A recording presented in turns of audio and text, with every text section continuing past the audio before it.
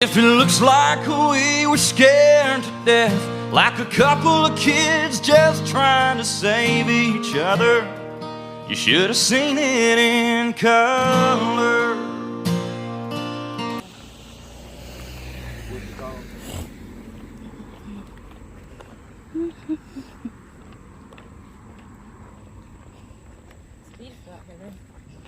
I think a long time ago. I hope it don't rain.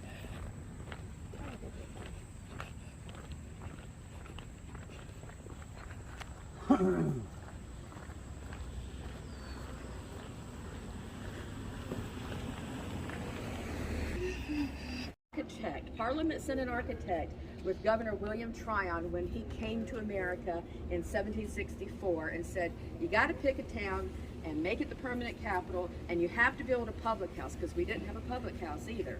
So New Bern's very centrally located on the coast, and we were enthusiastic, and we had a great port, and so that's why Governor William Tryon chose us. So he had come here with his architect, John Hawks, his wife, Margaret, his little girl, Margaret, and a whole host of other people. In those days, it did not take 6 months to throw up a building. It took a long time. We didn't know how to build with brick here in New Bern, so John Hawks had to go to Philadelphia to find people who were skilled enough to build with brick and to make brick, because the brick was locally made. And so he brought down a whole bunch of highly skilled construction personnel, both free and enslaved, to work on the building and to build this building and to teach people here how to work with brick and do this kind of workmanship. A lot of the in that very central location to become the new capital of North Carolina. So in 1794, 24 years after the palace was ready to be occupied, here we are, we're empty. It's a huge building. It is an expensive building to maintain, and we weren't getting tax dollars here in New Bern to maintain it. So, and honestly, people were not really sentimentally attached to it. So we rented part of it out for the Masons to meet here. We rented part of it out for a dance studio. Somebody had the bright idea to rent the cellar out to store hay. Actually, that was not a right idea. They shouldn't have done that, because you know what? Hay is flammable. And it caught fire of course it is. You know, it caught fire in 1798, and it burned the palace down.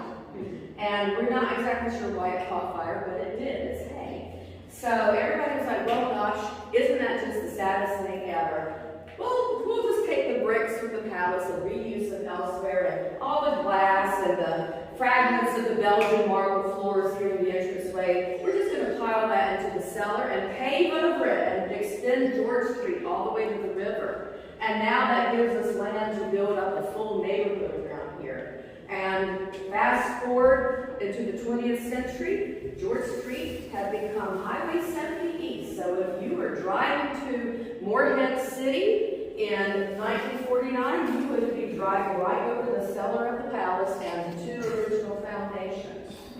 But during that time period, there were 5 women with New Bern connections, and they dreamed about rebuilding Tryon Palace. And they were told that they were fools and it was a fool's errand. But they weren't fools. They did a lot of research, they raised a lot of money.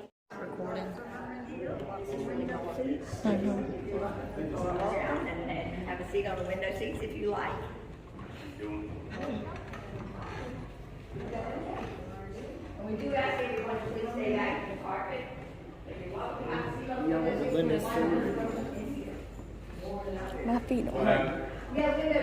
And the fact that this is where the governing takes place is illustrated by the big portrait of King George III and his bride and queen, Queen Charlotte of Mecklenburg. Yes, that's where our Queen City gets its name. And Mecklenburg County, it comes from Mecklenburg, Germany, which is where she was from.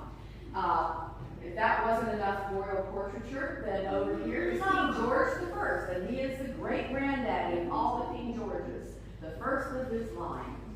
So royal portraits were in public houses, just in the same way that the president's portrait is always in a courthouse. It just designates it as a public house.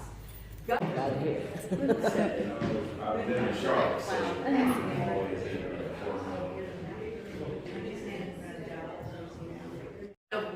brawling here after dinner so you could continue to socialize. This is an era of DIY entertainment. We don't have any external things to entertain us except for the occasional acting troupe that might come through once a year. So of North Carolina up until 1794.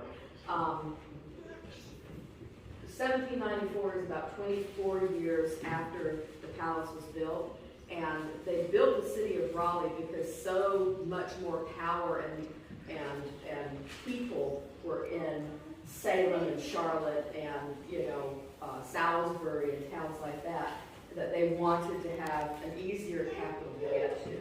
In fact, it was almost Fayetteville, to be honest with you. It was almost Fayetteville, but they built a new city, Raleigh. I think that was their way of not favoring any particular constituency. Let's just build a new town and nobody can, there was a lot of infighting over who was going to be the new capital. So that was their solution, yes. So dinner is the big meal of the day. It's grown-ups only. You got to be able to dress and talk like an adult to sit at the table. You have breakfast upstairs in your bedchamber. You have supper upstairs in your bedchamber. And they're going to have a lot of leftovers. And the reason they're going to have a lot of leftovers is because of the enormous amount of food that is presented at dinner. The two courses, the equivalent of each equivalent to like a small Thanksgiving Day dinner. And then after those come dessert. And 18th century people, rich people, have a sweet tooth.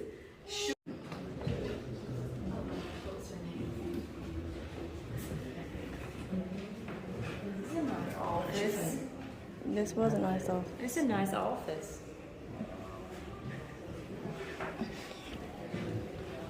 Oh, they're so pretty. Oh, it's beautiful. Very difficult. It's going to take you a month to get from the northern part of the country down here, whether you go by boat or whether you come by what passed for roads in those days, but which were really like mud holes. We put in the window seats. Originally the windows went all the way down to the floor, but we had to have some place for our visitors to sit. And we actually made the lesser stairs for the servants and children. We made them a little wider, about 5 inches wider, and a little bit less steep than they were originally. Yes. So think about the chambermaids, going up and down with chamber pots, and think about the other housemaids going down with armloads of clothes and linen and crockery and things like that. This is where they would end up, and then they're going to go through that door and over to the kitchen office, or over to the outhouse, over to water sources to clean things. This is a very, very busy area. It's same as the main building. No food, no drink, no gum, no flash photography. Photos are fine, just no flash. Also, don't touch the old stuff, please. So, if you guys have any questions, you can either find them in our little brochure. If you don't want to talk to me, that's fine, I won't be offended. Or you can ask us, that's cool. So find somebody in a goofy outfit and we'll do our best. Upstairs is where the servants would have slept. We also have dry laundry upstairs. You're more than welcome to go take a peek. Most people do tend to start on the other side of the hallway here in the hearth room because that's where all the good smells are coming from. So with that, I will let you guys go wander around and enjoy the air conditioning as much as you would like. So, certainly. And the reason it's not a young person is no matter how talented that young individual is, they don't have the experience. And I don't have the support that you have in your kitchen.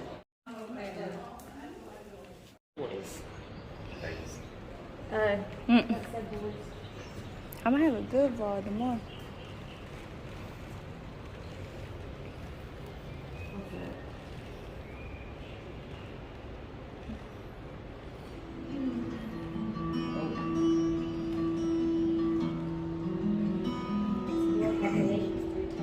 Numbers tell us about ourselves.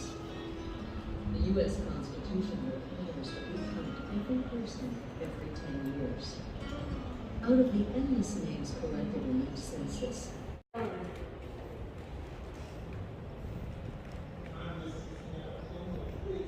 Kelly City rings. Rings?